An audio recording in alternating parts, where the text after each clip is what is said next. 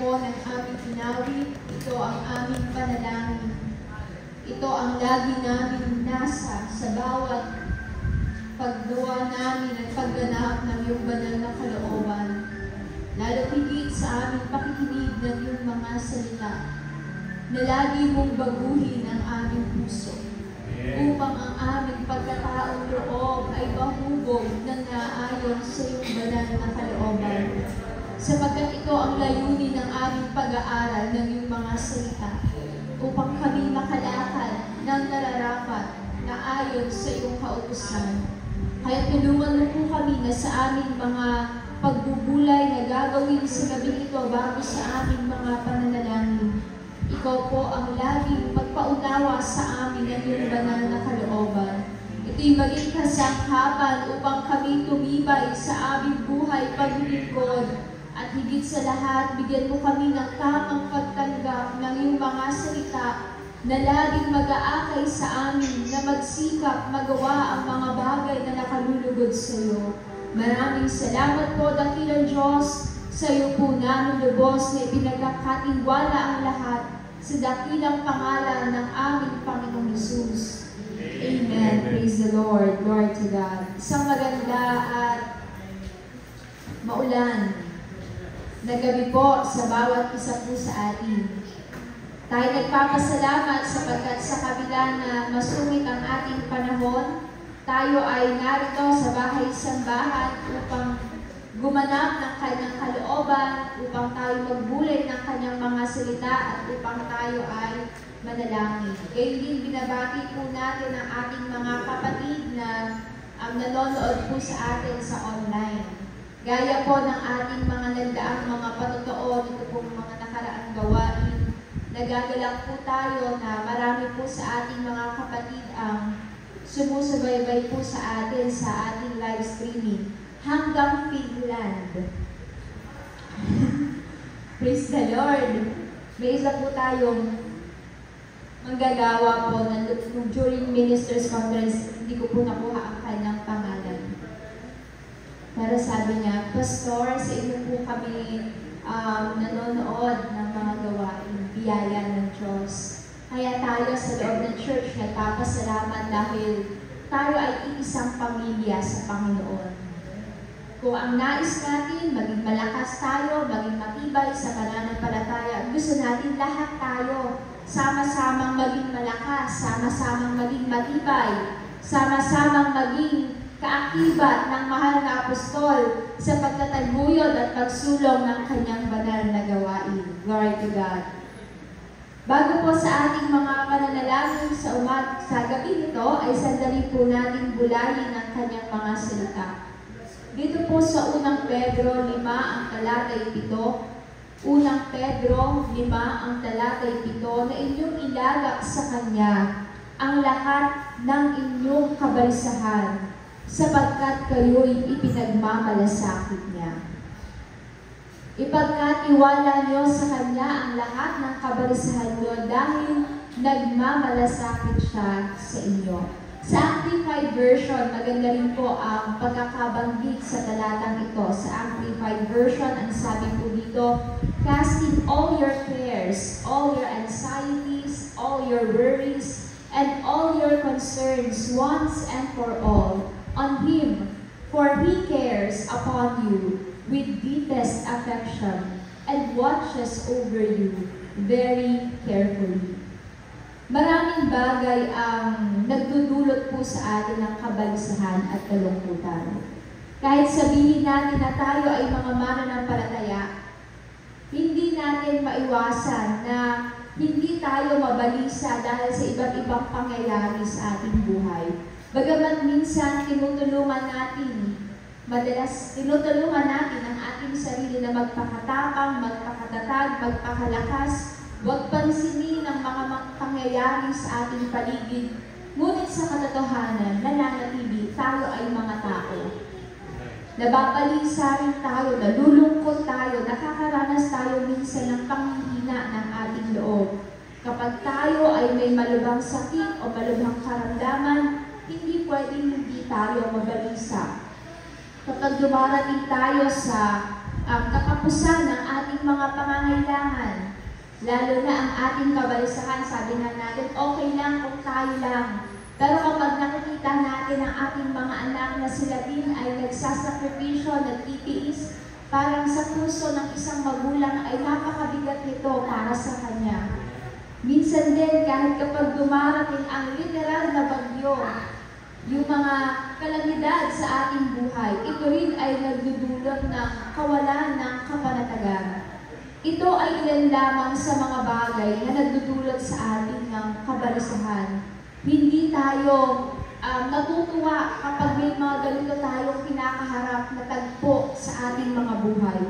Ngunit gaya ng pahayag sa teksto na ating binasa, tayo ay dapat maglagak ng ating mga kabalisahan sa Diyos na makapangyarihan sa lahat at salamat dahil sa ating mga abang kalagayan, sa ating mga pinakamababang kalagayan, tayo ay ipinagmamalasakit ng Diyos.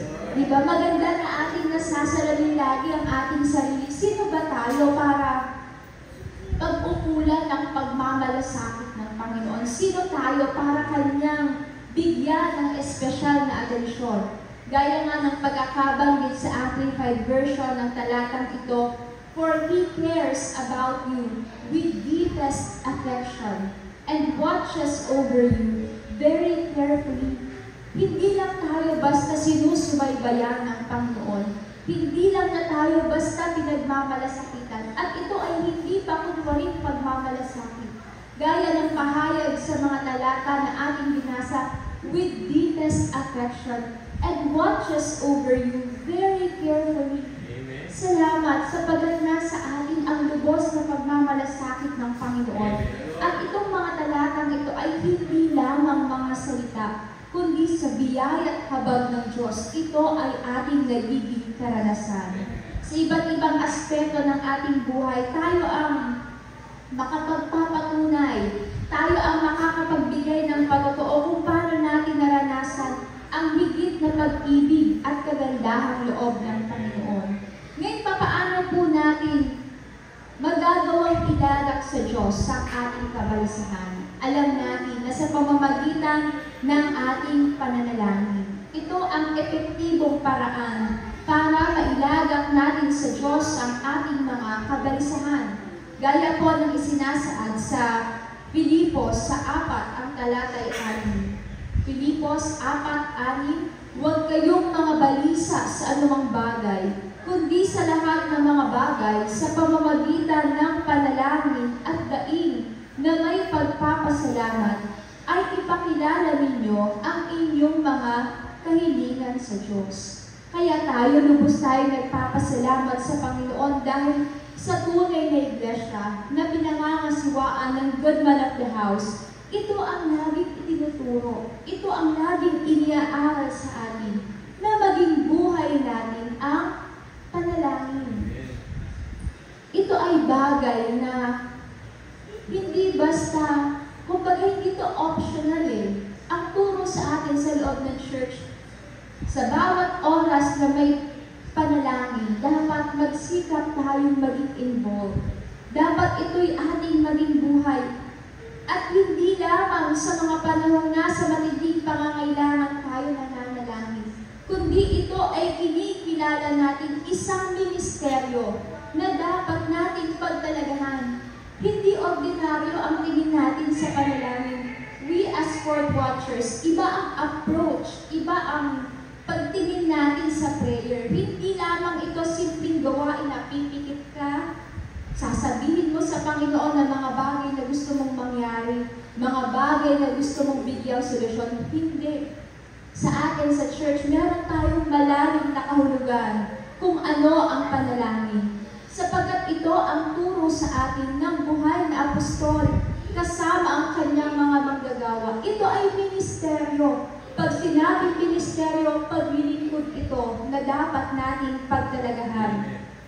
Ang pagtanggap natin sa prayer ay isang mabisa at makapangyarihang paraan upang ating makaugnay ang Panginoon. Just imagine, lagi natin itong nababanggit every time na tayo nagbubulay ng salita ng Diyos bago tayo lumuhod. Kung sa ibang mga tao nga sa lipunan, naroon ang ating buong paghahanda kung tayo ay haharap sa mga taong may katungkulan, may matataas na ang posisyon sa gobyerno, mga taong hindi pangkaraniwan. Fuerte ang ating paghahanda, ang ating pag-aayos. Pero every time we kneel down, every time na tayo nananalangin, kinakausap natin, kinakaugnay natin ang Diyos na makapangyarihan sa lahat. At hindi lamang natin siya nakakaugnay, kundi na ipapakilala din natin sa Kanya ang mga bagay na nagdudulot sa atin ng kabalisahan. At sa ating pakikipag-ugnay sa pamamagitan ng panalangin, dito din natin lubos na nailalagak ang mga bagay na nagdudulot sa atin ng kalungkutan. The reality, tayo bilang mga tao, laging may limitasyon tayo at hangganan.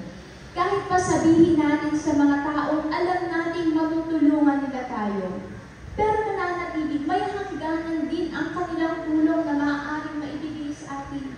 Kung minsan pa nga, yung taong lalapitan natin na akala natin kaya kanyang matutulungan, hindi pa naibibigay yung gusto nating tulong na dapat natin matanggap.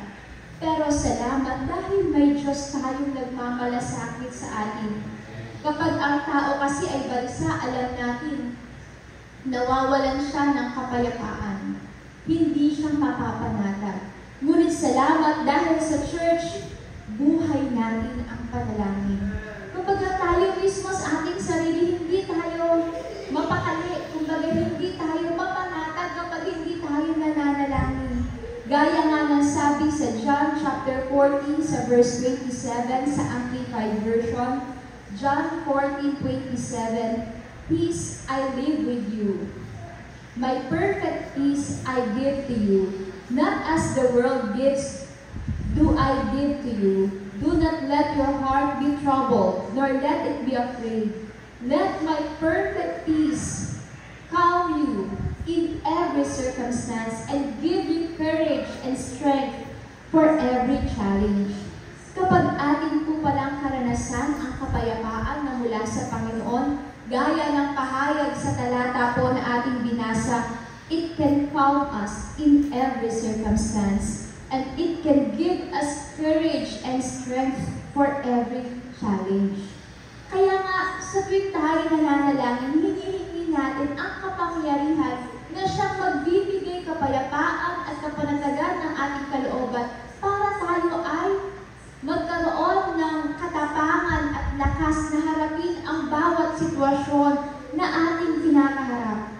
Ibig sabihin, ang kapayapaan na mula sa Panginoon o yung perfect peace, ito po ay nangangahulugan ng Kanyang pagtulong at pag-alalay sa bawat aspeto ng ating buhay.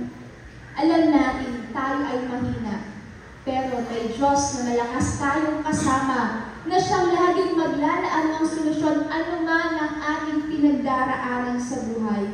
Kaya sa biyaya ng Diyos, kahit na tayo po, di ba? Walang sino man sa atin dito ang makapagsasabi, basta wala akong problema. Lahat tayo, may iba't ibang problema, may iba't ibang mga pagsubok.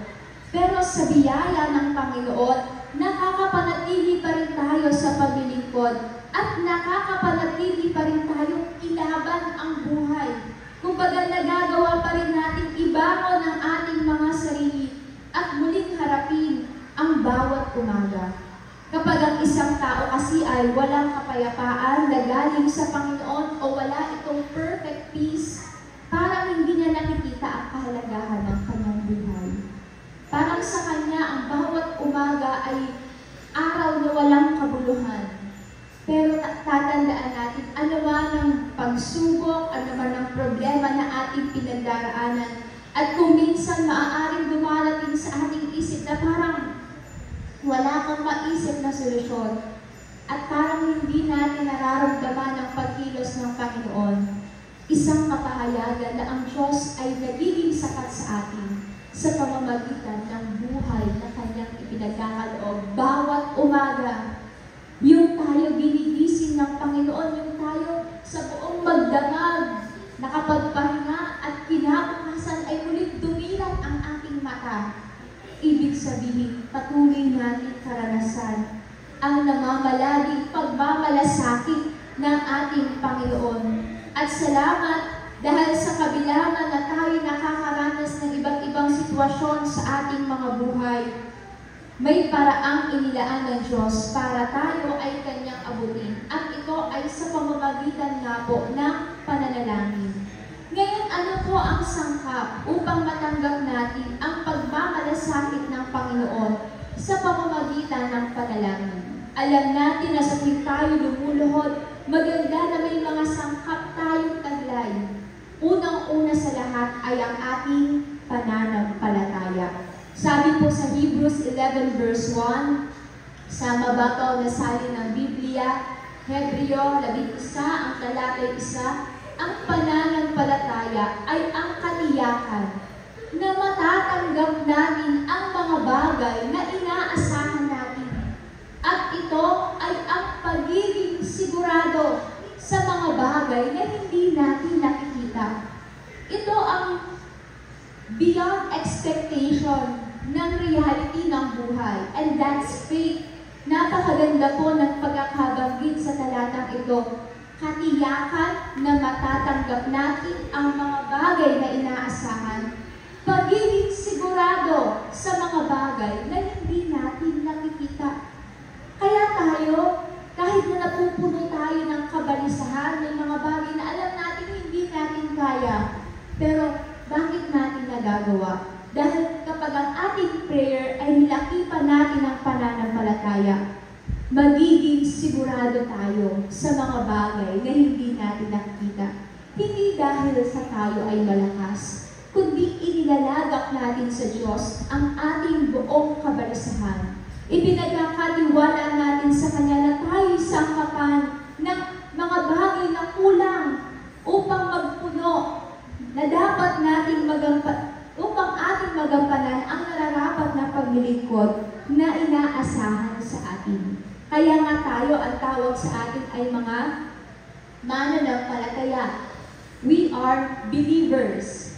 Hindi sapat na tayo ay naglilingkod lang. Kung meron mang sangkap na dapat ay pangunahin tayong taglay, una ay ang pananampalataya. At ito ang pananampalatayang dapat nating taglayin. Katiyakan na matatanggap natin ang mga bagay na inaasahan. At yan din ang layunin kung bakit tayo nananalangin. Bakit meron tayong inaasahan sa Diyos. Hindi tayo mananalangin. Mauubos lang ang oras natin kung wala tayong pananampalataya. Kumbaga magiging pagpapakitang tao lamang ang ating gagawin kung wala tayong pananampalataya. Pero bakit tayo nagsisikap maglaan ng panahon at oras sa tuwing may oras ng pananalangin? Dahil meron tayong inaasahan at siguradong matatanggap na mula sa ating Panginoon. Pangalawang sangkap upang matanggap din natin ang pagmamalasakit ng Diyos, hindi lamang ang pananampalataya, kundi pananampalataya may lakit na pag-ibig. Una, pananampalataya. Pangalawa, pananampalataya may lakit na pag-ibig. Sa ating buhay paglilingkod, hindi pwedeng alisin ang pag-ibig. Dahil gaya nga po ng madalas natin nasasabi, ang pag-ibig ito ay powerful force. Bakit? Sapagkat ito ang sumasakop ng mga bagay na maaaring kulang. Yan ang illustration din ni Apostol Pablo. Pahintulutan niyo po akong basahin. May binili po akong Bible nung conference. Hindi po sa inyo. Nakabili po akong Bible. Ito pong Bible po na ito po yung Pinoy version.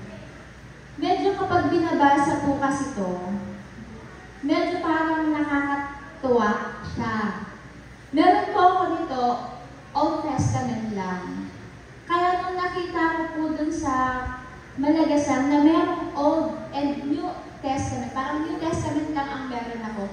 Nung nakita ko may Old Testament at New Testament, parang gumanyan yung mata ko, bumili na ako. Basahin po natin kung paano inilalarawan ang pananampalataya may lakit na pag-ibig. Ang sabi po dito sa 1 Corinthians 13:1-7, Medyo mahaba po ito, pero nais ko pong namnamin po ninyo ang salita ng Panginoon.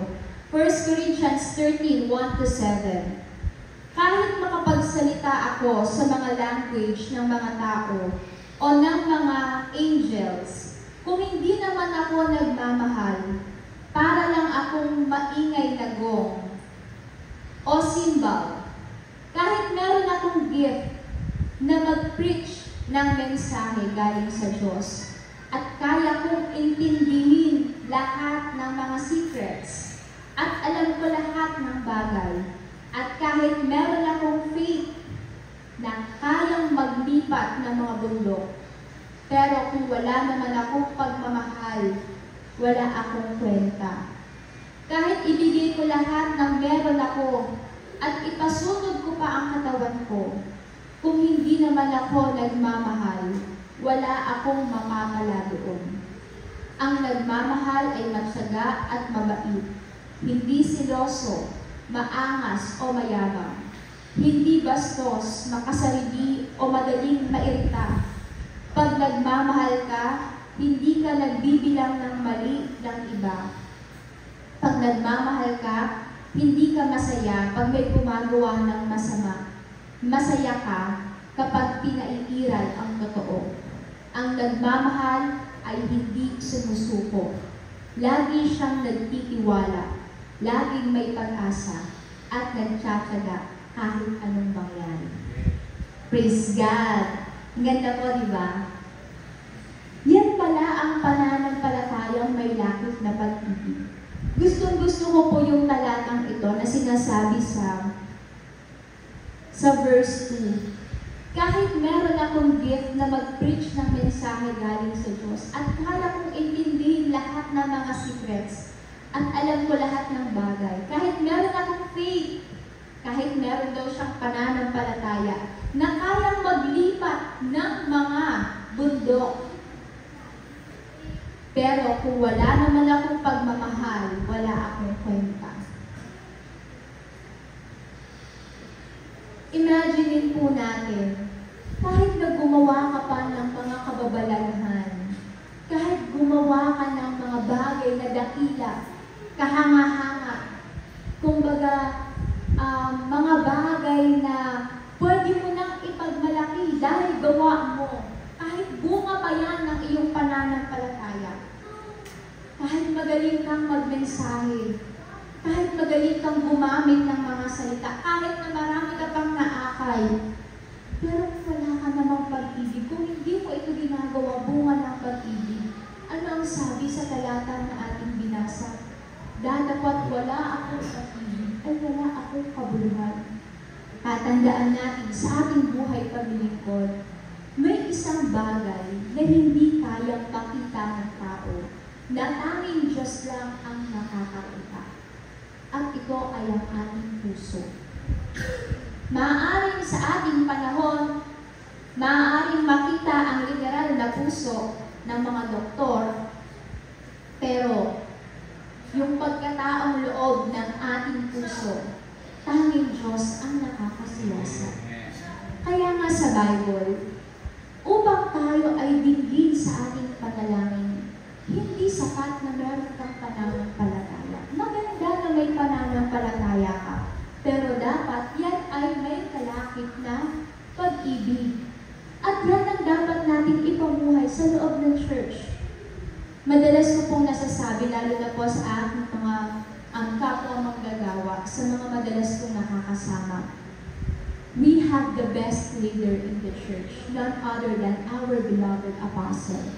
We have the best doctrine. We have the best teachings. Kaya nga tayo nakakapanatili, kaya tayo umabot sa 50 taong pagdiriwang ng pagkakatatag ng church. Bakit? Sa biyaya at habag ng Panginoon, tayo ay binigyan ng maganda at malinaw na turo at aral. Pero dapat nagre-reflect ito sa ating pagkataong loob. Hindi sapat na maganda ang ating ayos, pangunahin sa amin po na mga manggagawa ng Panginoon. Lagi po kaming nagbabantayan nga po ng mahal na Pastor Joel kapag kami po ay nag-uusap. laking factor ng isang pastor kung ano ang magiging uri o takbo ng kapatid pagdating sa kanyang buhay, pananampalataya at paglilingkod. Napakahirap para po sa amin bilang mga manggagawa na magsalita lang ng magsalita dito at hindi kami gumagawa. Kaya ang laging halimbawa namin sa pagsunod at paglilingkod, walang iba kundi ang mahal na apostol. Ang kanyang paninindigan na no retreat, no surrender, yan din ang aming pinagsisikapang panghawakan sa buhay na ito. Hindi lamang ang kanyang turo at aral, kundi maging ang kanyang pagkatao ay aming pinagsisikapang gawin. Alam po ninyo, ang mahal na apostol, sobra ang kanyang kagaitan, sobra ang kanyang pagpapahinuhod, ang kanyang pangunawa. Kaya tayo nagpapasalamat dahil meron tayong mabuting tagapanguna sa loob ng church. Kaya ipinagmamalaki natin ang mahal na apostol. Bakit? We have the best leader in the church, our beloved apostle. Kung sa ibang pananampalataya, sa ibang paniniwala, alam natin ang kanilang uri ng paglilingkod na ginagawa. Pero sa ating very transparent, ang mahal na apostol, ang kanyang buhay, ang kanyang paglilingkod, ang kanyang ministeryo, ang kanyang pag-uugali, kilala natin ang mahal na apostol. At kung pag-uusapan ang pagkataong loob, ang pangunahin nating halimbawa natin ay ang mahal na apostol. Ang kanyang pagpapatawad ay gayon na lamang. Literal, tayo bilang mga tao, kahit na tayo ay mga mananampalataya, kahit na mga manggagawa, mga Bible students, may mga pagkakataon na iba ang pasya ng mahal na apostol. Ang kanya ay patawarin, bigyan ng pagkakataon na makapanumbalik sa paglilingkod, bigyan ng pagkakataon na makapanumbalik sa ministry. Bakit? Alam niya ang halaga ng buhay ng tao at ang damdamin natin na laging magsikap sa kabila ng ating kahinaan. Bakit? Wala namang perfecto sa atin. Kaya nga tayo sa loob ng church, ito ang magandang ating pairalin at pagsikapan bawat aspeto ng ating buhay. Ang pananampalatayang may lakit na pag-ibig. Bakit? Higit ang Diyos na bibigyan natin ng kaluburan kung tayo ay may pag-ibig. Pangatlo at panghuli, ano pa ang sangkap upang matanggap natin ang pagmamalasakit ng Panginoon sa pamamagitan ng panalangin? Pag-ibig na may lakit na pagpapatawad. Pansin po ninyo, connect po yan. Una, pananampalataya. Kalakip ng pananampalataya, pag-ibig. Kalakip ng pag-ibig, pagpapatawad. Ang pagpapatawad sa mga taong nagkasala sa atin ay daan upang tayo rin ay dinggin ng Panginoon sa ating mga panalangin at upang tayo rin ay Kanyang patawarin.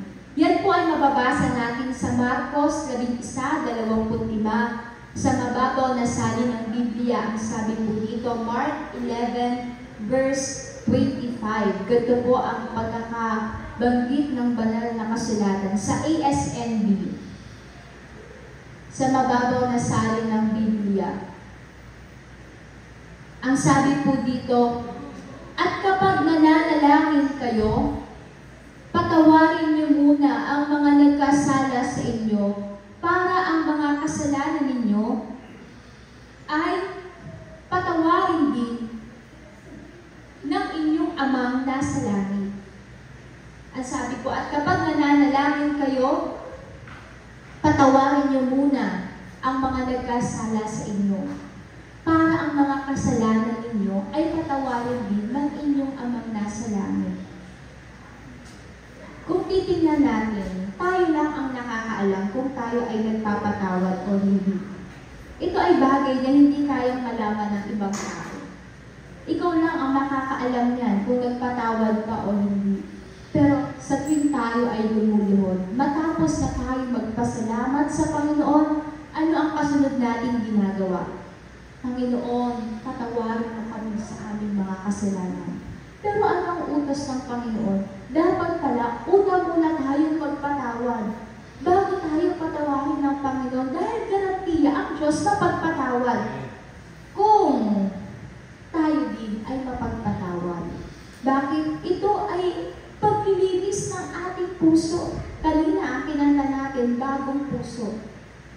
Ito ang mga, kumbaga, prerequisite, kumbaga, mga kinakailangan gawin bago tayo magpakilala ng ating mga kahilingan sa Panginoon. Kaya magandang bagay na tayo ay mabuhay ng may pusong marunong magpatawad. Lagi natin yung naririnig sa mahal na Pastor Joel.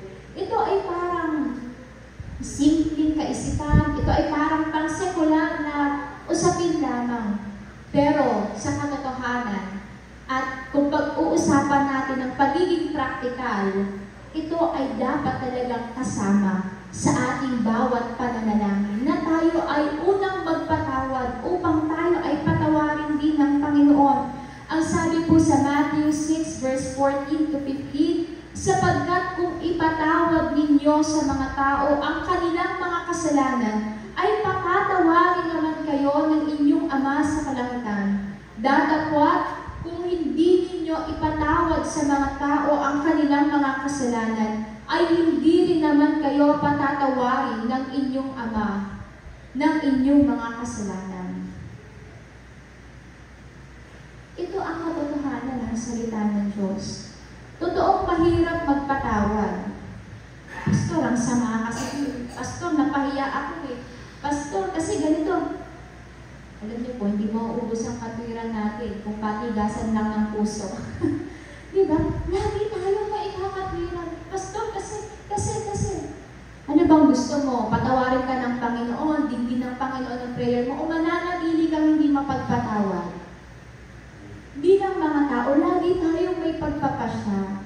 Opo, mahirap magpatawad, lalo na kung hindi natin malimot-limot yung bagay na ginawa sa atin ng isang tao. Pero kaya nga may salita ang Diyos. Kaya may pagtuturo sa atin. Tatandaan natin, habang tayo naghihintay sa muling pagbabalik ng Panginoon, pinasasakdal ang ating gawa. Kasama ng pagpapasakdal ng ating gawa ay ang pagpapasakdal ng ating pagkataong loob. Yung tinatawag na Christ-likeness. Ito ang halimbawa na dapat natin mapagsikapang gawin. Kung ang pagpapatawad ay isang bagay na napakahirap para sa iyo, yan ang layunin ng salita ng Diyos. Magkaroon tayo ng bagong puso. Magkaroon tayo ng tamang pagpapasya. Sabi nga po dun sa isa kong nabasa, forgiveness is practicing a higher form of love. Love for others, but more importantly, love to oneself. It is when your heart is full of love, would you be able to forgive? Kapag ang ating puso ay napuno ng pag-ibig, dyan lang magaganap ang pagpapatawad. Pero kapag walang pag-ibig, kahit 1% na pagpapatawad, hindi natin magagawa. Tatandaan natin, ang Diyos na inibig tayo. Literally, hindi tayo kaibig-ibig. Hindi tayo nararapat ng biyayang ito. Pero ang Diyos, ipinagmalasakit niya tayo, inibig niya tayo, pinatawad niya tayo sa ating mga kasalanan. Ibinigay niya ang kanyang bugtong na anak, nagdusa sa krus ng Kalbaryo para lang sa katubusan ng ating kasalanan. Ano ba naman ang pagkakasalang nagawa sa atin ng ating kapwa? Kung ito rin ang daan, ang pagpapatawad, kung ito ang daan para tayo dinggin ng Panginoon, dapat mapagsikapan natin gawin. Maaaring may mga panalangin tayo na maaaring sa mga sandali ito hanggang ngayon, matagal na natin hinihingi. Pero baka kinakailangan muna natin magpatawad para tayo ay dinggin ng Panginoon. Kaya tayo nagpapasalamat dahil sa church, laging may salita ng Diyos na nag-aakay sa atin upang gawin natin kung ano ang tama. Hindi tayo nagtuturo dito ng kung ano ang opinyon, kung ano ang kuro-kuro, kung ano ang saloobin ng isang manggagawa. Hindi. Lahat tayo tinuturuan ayon sa banal na kasulatan kung ano ang nais at kalooban ng Panginoon. Tatandaan po natin, lagi nating hangad na maranasan ang pagmamalasakit ng Panginoon sa dami ng mga bagay na maaaring nagdudulot sa atin ng kabalisahan. At salamat dahil sa loob ng church, laging may pagtuturo sa atin upang mahubog ang bawat isa na maging buhay po natin ang panalangin. Ngunit huwag din natin kalilimutan na hindi sapat na tayo ay may pananampalataya. Kundi dapat kalakip ng ating pananampalataya ang pag-ibig, at kalakip ng pag-ibig ay ang pagpapasya na tayo ay maging mapagpatawad, upang sa ganitong paraan ay huwag mawala ng kabuluhan ang bawat panahon at oras na ating inilalaan sa tuwing tayo'y nananalangin.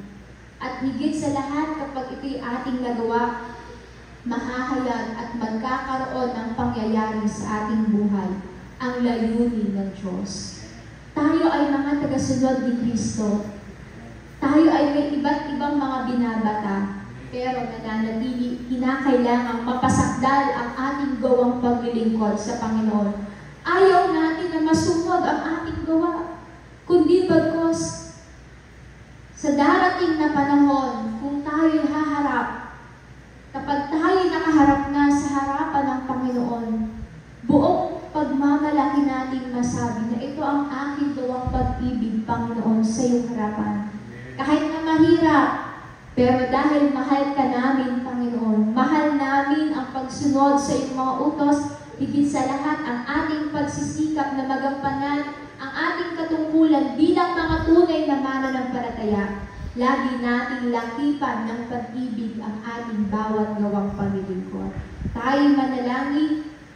Dakilang Diyos na aming Ama, kami po ay nagpapasalamat sa iyo